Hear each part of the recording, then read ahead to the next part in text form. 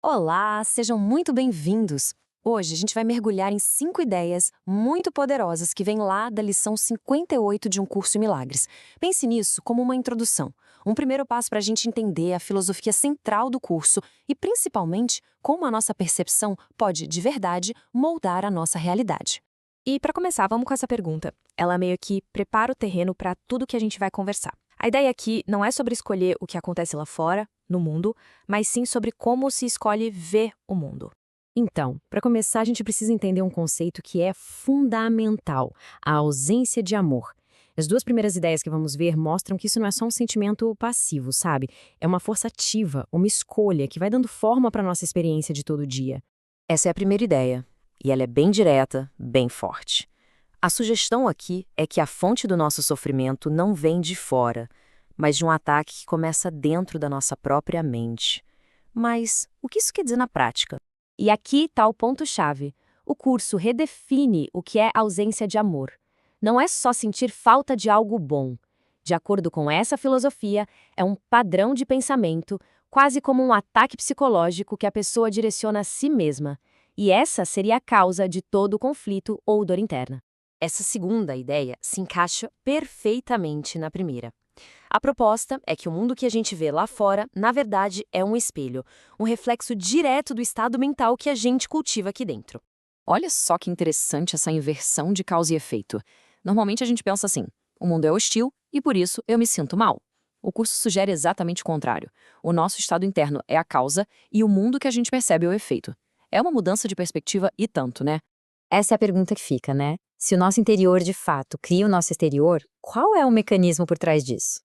As próximas duas ideias que a gente vai ver tentam explicar essa ponte entre o pensamento e a percepção. E aqui a gente entra no como desse processo todo.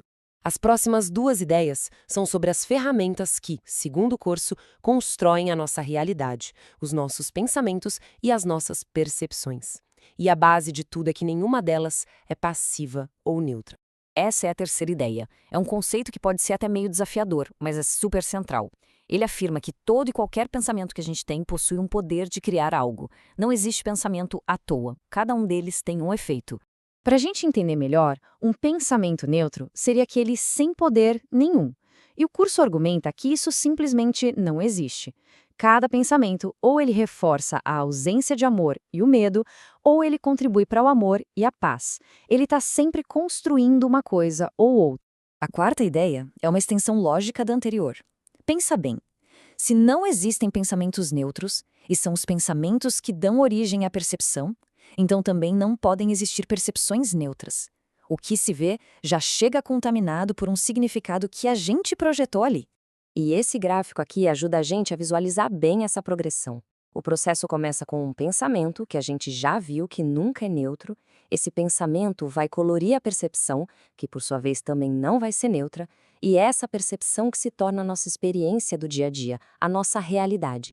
Ok, depois de entender o problema e como ele funciona, o curso oferece a solução. Essa parte agora introduz a ideia final e mais importante, que transforma tudo de um diagnóstico meio pesado para uma possibilidade real e cheia de esperança e de mudança.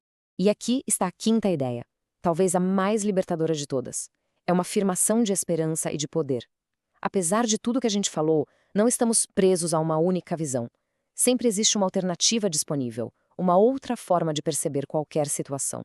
Tá, mas como isso funciona na prática? Aqui a gente tem um passo a passo. Primeiro é se dar conta do pensamento que está causando dor. Segundo, é simplesmente lembrar que uma alternativa existe. E terceiro, é um ato de humildade. Pedir ajuda a uma sabedoria interna para a gente conseguir receber essa nova percepção. Agora, juntando todas as peças, a gente chega na conclusão central de toda essa filosofia, que é o incrível poder da percepção. Todas as 5 ideias levam a gente para esse ponto único e poderoso. Vamos só recapitular como a gente chegou até aqui? A lógica é mais ou menos assim. Tudo começa com o auto-ataque da ausência de amor. Esse ataque é projetado para fora e a gente passa a ver um mundo hostil. E isso só é possível porque os pensamentos, e por consequência as percepções, são sempre ativos. Se a percepção é a ferramenta que cria o mundo que vemos, então a chave para a paz é aprender a usá-la de uma forma nova. No final das contas, tudo se resume a essa escolha, que é simples, mas ao mesmo tempo muito profunda.